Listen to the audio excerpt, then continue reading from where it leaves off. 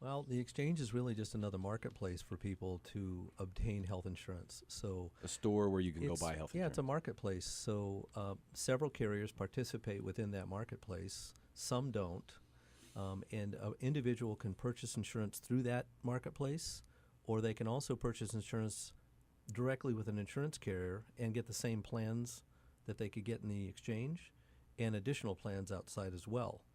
In either case, we as the broker can work with all of them. It doesn't matter where it goes for us. The real advantage for anybody to want to go into the exchange to buy health insurance is that that particular marketplace is the only place that somebody can go and obtain a subsidy on their premium. So based on family earnings and family size, somebody could qualify for the government, all of us taxpayers, paying a portion of their premium. And the only way they can get that is if they buy their insurance in the exchange. So that's a major advantage of going to Covered California. If you're not going to obtain, or you're not qualified to obtain a subsidy, then I would say go to an insurance carrier directly. It's a little easier process to get coverage that way than to go through the exchange. Okay, so the exchange is for people who have the opportunity to get subsidization. Yeah, exactly. Or get some of their premium paid for by the government. By the rest of us. Right? Okay, essentially. All right. And well, I mean, who's going to qualify for that, or how does someone know, if they should be going to the exchange or not?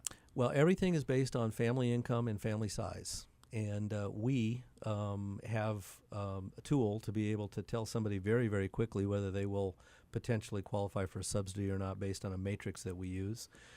Also, somebody can go on to Covered California, coveredca.com, and they can input some information, and it will tell them pretty quickly whether they're eligible for subsidy or not. Interesting. Wow. And that's trustworthy. That works. I mean, I've heard so many things about the website not working. It's a good estimate.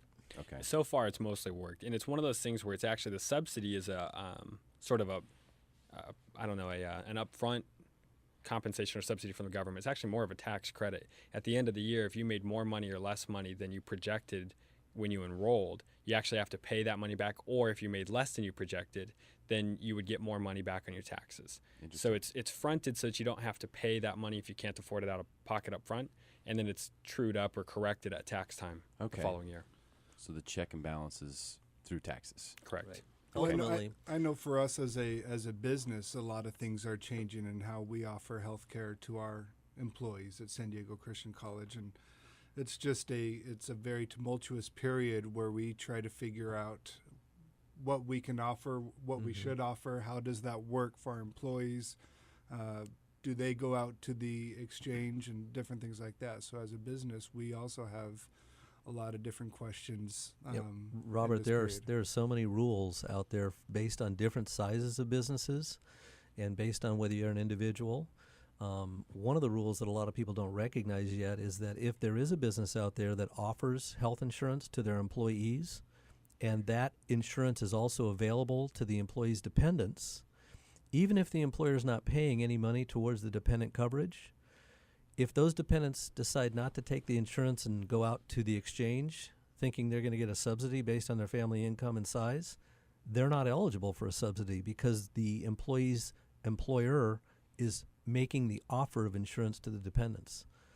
So there's a lot of little complex rules here, and it's really important that people understand them. Wow, that's Eric Lundy, Lundy Insurance.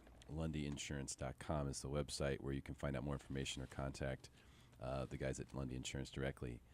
So this has got to get really difficult then for business owners, right? Because what you just told me is like a weird Rubik's Cube of a health insurance problem that I know people are going to have. I mean, employers who offer these types of benefits, they're trying to do something good, right? They're Yes, trying absolutely. to provide value to their employees. Right. And that's being compromised by these strange rules and how it's all set up. I've heard, in fact, and read quite a bit about a lot of employers just saying, heck with it. We just can't do it anymore because it's gotten so complicated and there's so many moving parts. Is that something that you guys think is going to happen, or is it just going to become more complex of a problem? Well, each employer is going to look at this based on their own criteria. Most employers that offer benefits today are doing it because they voluntarily want to do it, and that will continue, I think. But as these governmental rules start to be imposing upon them, they're going to become more and more frustrated with the rules, and they're going to look at this and say, should we or should we not continue to be in this business of offering health insurance? So unfortunately, the more rules that are imposed, the more pressure there is on employers to say, maybe we don't need to do this any longer. There's certain companies that'll have to provide, right? Or is that not true? There are. So I mean, at this point, if you have 250 or more, it really pertains to larger businesses. Okay. If you have 250 or more, you have to provide insurance at this point. You have to. You have to. To every single one. Correct. Okay. And if you're under that, there's been a lot of news coverage on this, but there's originally in 2014 you were going to be required to offer insurance to your employees starting January. We just passed that mark. It got pushed back in July a year, and it's just been delayed. The penalty side of things again, and there's to the beginning of 2016. There's some good and bad, I suppose, to that. The good is that, I mean, for the employers who are like, how are we going to do this? I don't know if we can make that happen.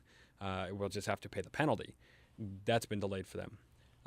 The other side is when it was going to start, after it got pushed back to 2015, there was a lot more kind of some extra grace in figuring out everything and some safe harbors for businesses. They've kind of said with the last pushback, when we get to that point, though, that's it. And it's going to be penalties if you don't have it in place. I mean, we want to take it seriously, but it's been pushed back a couple times. It kind of sounds like that parent in Sure. in the grocery store. If you do that again. One more time, I mean it. You're getting in trouble. That's it, yeah.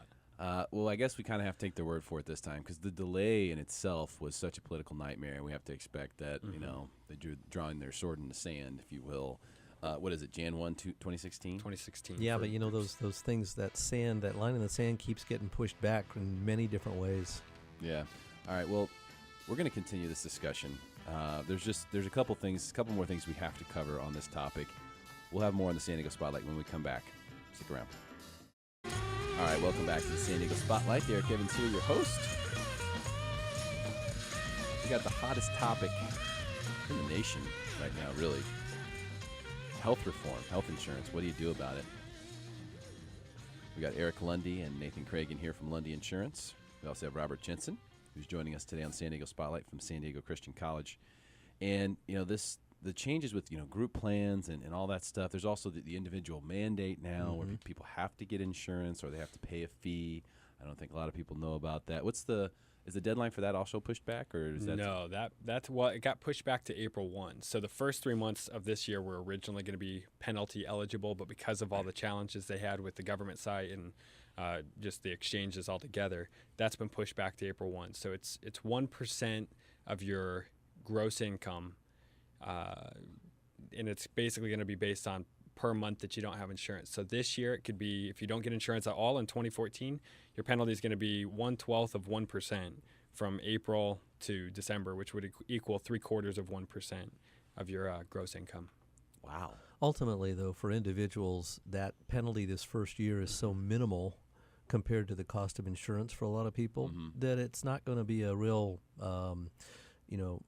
push to get insurance. As the years go on, that penalty continues to increase, and at some point, my expectation is that penalty is going to be about at equilibrium with the cost of insurance, so most people will buy insurance at that point, but that's 3 or 4 years away still.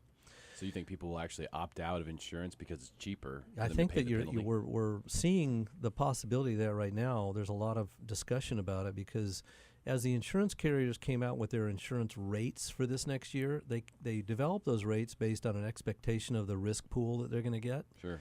And what we're anticipating at this point, based on all the information that I see, is that a lot of the younger folks have decided not to enroll, and they were counting on those low-risk people paying premium into the pool and not incurring claims to help sustain the pool. And if they end up with very few individual young people, it's going to cause that risk pool to have to increase rates dramatically next year. And that's a big fear right now in what's happening. Wow. See, it just doesn't stop with this stuff. No, it's all fun, isn't it? How do you guys remember all this?